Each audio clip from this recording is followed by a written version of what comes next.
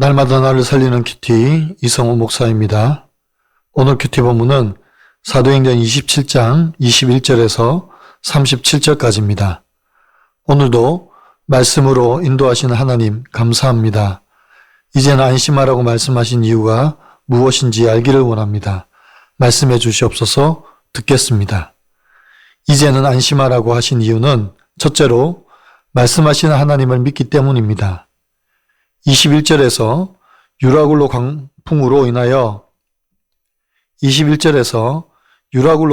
인하여 여러 사람들이 먹지 못하였습니다. 이때 바울이 그들 앞에 서서 말하기를 시작합니다. 22절입니다.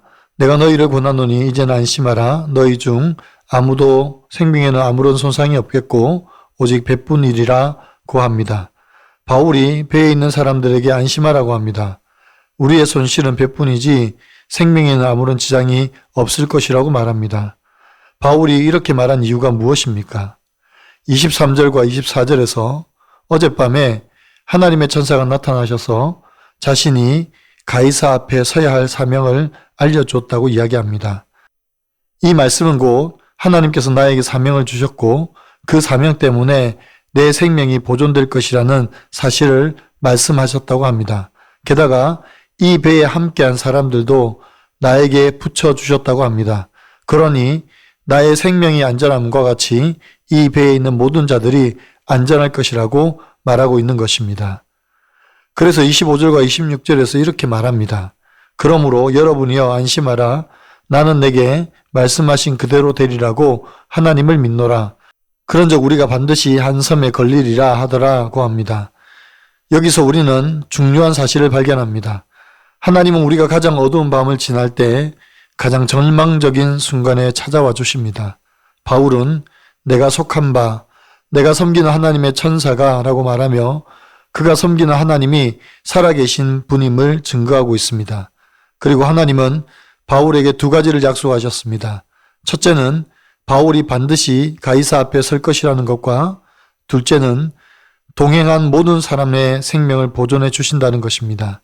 이는 하나님의 계획이 폭풍보다 강하다는 것을 보여주고 계십니다. 적용 질문입니다. 내가 사명을 따라 살아야 함을 알면서도 여전히 안심하지 못하고 두려워하는 일은 무엇입니까? 가장 어두웠던 순간에 하나님께서 나에게 주신 약속이나 위로의 말씀이 있습니까? 어떤 말씀입니까? 이제 안심하라고 하신 이유는 둘째로 약속을 이루시는 하나님을 믿기 때문입니다. 27절에서 29절을 보면 배가 폭풍에 표류한 지 벌써 14일이나 되었습니다. 사공들이 어느 육지에 가까운 줄 알고 물을 재어보니 처음에는 20길이었는데 다시 재니 15길이 됩니다. 그래서 물이 줄어드는 것을 확인하고 혹시 암초에 걸릴까 조심스럽게 닷을 내리고 날이 새기를 기다립니다. 30절에서 32절을 보면 사공들이 육지에 가까운 줄 알고 거룻배를 내려 도망하려고 합니다. 이때 바울이 이들이 배에 남아있지 않으면 구원을 얻지 못한다고 말합니다. 그러자 백부장과 군인들이 사공들이 도망하지 못하도록 거룻줄을 끊어버립니다. 33절과 34절입니다. 날이 새어가매 바울이 여러 사람에게 음식 먹기를 권하여 이르되 너희가 기다리며 먹지 못하고 줄인 지가 오늘까지 10나흘인즉 음식 먹기를 권하노니 이것이 너희의 구원을 위한 것이요 너희 중 머리카락 하나도 잃을 자가 없으리라 하고 라고 말합니다. 날이 새어갈 무렵 바울은 사람들에게 음식을 먹으라고 권합니다. 그리고 이것이 너희의 구원을 위한 것이라고 말합니다.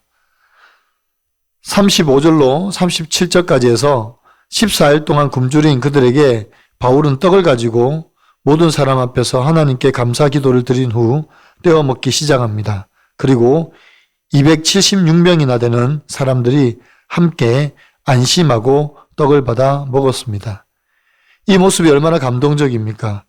여전히 폭풍이 몰아치는 배 위에서 구원의 확증도 없는 상황에서 바울은 하나님께 감사의 기도를 드립니다. 이것이 진정한 믿음입니다. 아직 보지 못했지만 하나님의 약속을 믿고 먼저 감사하는 것입니다. 적용 질문입니다.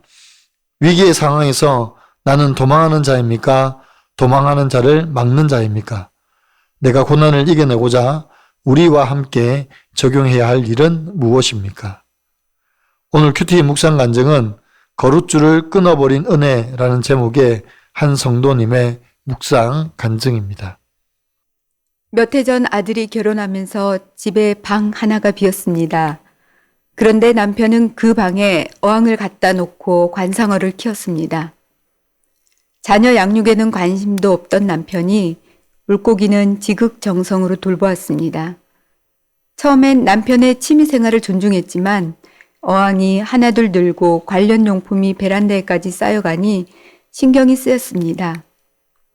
저와 아이들은 저장 강박이 있는 남편에게 더 늘리지 말고 있는 것으로 잘 키워보길 권했지만 어느새 방 한쪽 벽면이 3단 어항으로 채워졌습니다. 여름이면 습도가 높아져 방에 곰팡이가 피고 물 비린내가 진동하니 골치가 아팠습니다.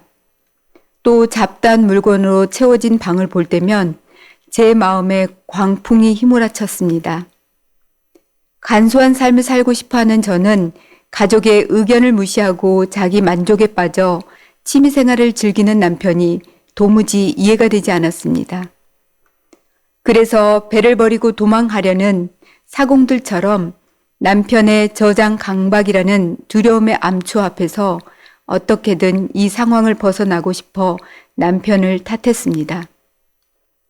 그러다 오늘 큐티 말씀을 묵상하며 남편이 관상어에 집착하는 이유를 가만히 생각해 보았습니다.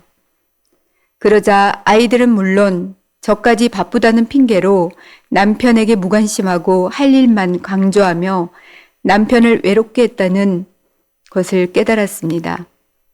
또한 저를 불편하게 하는 남편을 거룻배에 강제로 내리려 한 모습을 보고 회개하게 되었습니다. 이제는 저희 가정에 선장 되신 하나님을 믿고 안심하며 남편의 입장을 헤아리겠습니다. 제 생각과 달라도 구원을 위해 남편을 존중하며 돕는 배필의 역할을 감당하길 기도합니다. 저의 적용은 남편과 의견이 다른 부분을 매주 부부 소그룹 모임에서 솔직히 나누겠습니다. 성향이 다른 남편이 판단될 때마다 그날 큐티 말씀을 떠올리며 기도하겠습니다. 입니다. 사랑하는 성도 여러분, 우리의 위기 상황에서도 하나님은 일하십니다. 광풍이 일고 배가 파선하고 먹지 못하여 힘들어할 때 하나님은 우리를 찾아오십니다. 그리고 우리에게 피할 길을 주십니다. 이것이 하나님의 은혜이고 섭리이지 않습니까? 또한 사도 바울에게 찾아오신 주님은 바울뿐만 아니라 바울과 함께한 사람들에게도 구원을 베풀어 주십니다. 그래서 바울을 통하여 말씀하시고 바울을 통하여 그들을 구원의 길로 인도하십니다. 신실하신 하나님은 우리에게도 이같이 역사하십니다. 우리를 통하여 말씀하시고 우리를 통하여 구원하십니다. 우리의 가정을, 우리의 직장을, 우리의 이웃을 구원하십니다. 그래서 사명자는 넘어지지 않습니다. 넘어져도 다시 일으켜 주십니다. 기도드립니다. 사랑하는 주님, 유라굴라와 같은 큰 광풍과 같은 우리의 삶 속에 찾아와 주시니 감사합니다. 먹지 못하고 자지 못하고 두려움 가운데 있지만 주님의 음성을 들려주심으로 다시 일어날 수 있었습니다. 주님, 이 광풍에서 건지시는 역사가 우리가 가야 할 사명의 길을 다시 한번 확인하는 계기가 되게 하여 주시옵소서. 그래서 신실하신 하나님을 신뢰하고 말씀을 붙들고 묵묵히 사명을 감당하는 저희가 되게 하여 주시옵소서. 그래서 우리를 통하여 영혼을 구원하시는 하나님의 놀라운 역사를 보기를 원합니다. 한 영혼을 구원하시는 하나님의 일하심을 보기를 원합니다. 감사합니다. 우리 주 예수 그리스도의 이름으로 감사하며 기도드리옵나이다. 아멘.